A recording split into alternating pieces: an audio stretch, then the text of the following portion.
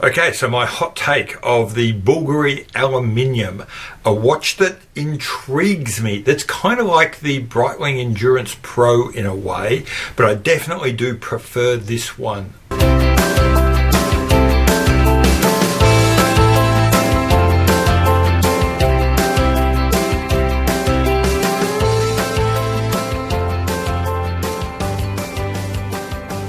Hi, welcome back to Not So Obvious Watches. I'm Pete McConville, and welcome to my hot take on the Bulgari Aluminium. I say hot take, but if you've been paying attention, my hot takes are rarely that hot. They're usually mostly warm. This one's kinda all over the place.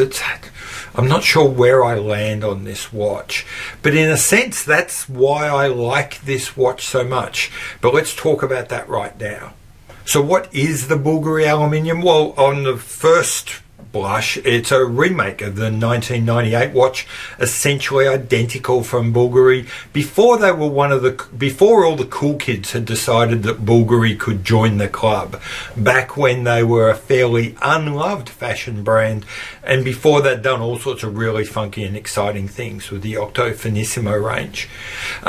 It's made of aluminium, which is weird for a watch. It's more branded than a Louis Vuitton handbag, which we in the watch community don't like very much. The bracelet is just flat out weird. Inside, it's nothing special. The three-hander and the chrono are both modified versions of an ETA.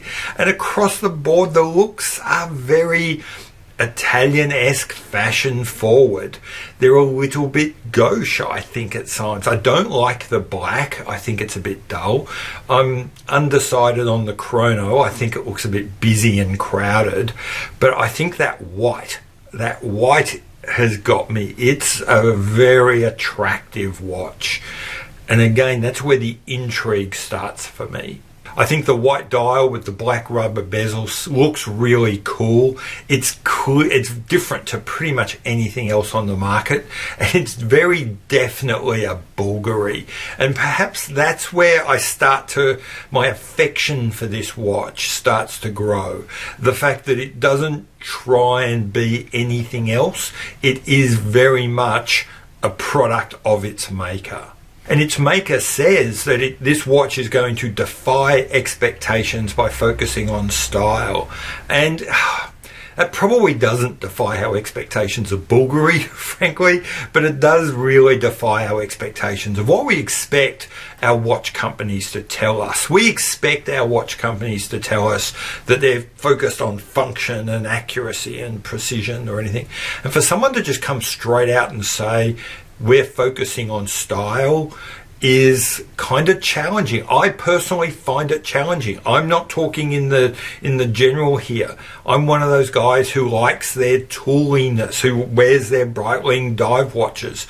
The fact that someone's putting out a watch and is a sports watch, but unashamedly, unapologetically saying we're here and we're about the style and the branding and the look, is refreshing.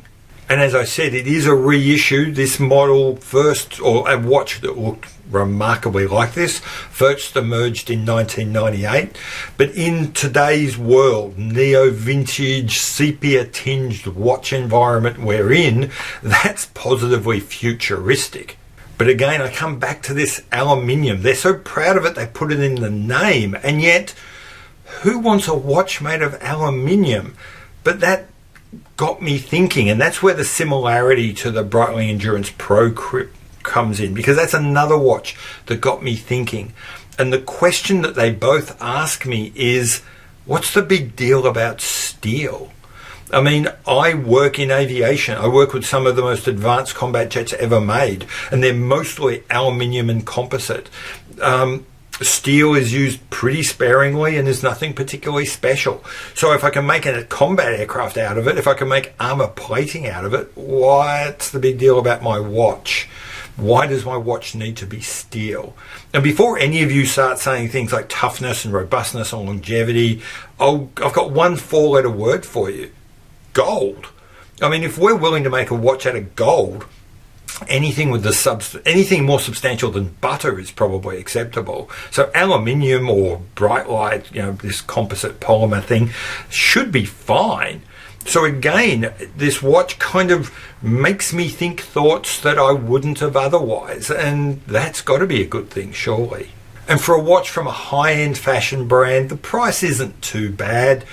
Probably it's 4,300 Aussie for the three-hander, 6,200 for the chrono. So what's that? Probably a little bit under $3,000 US for the three-hander, around about 4-ish for the chrono.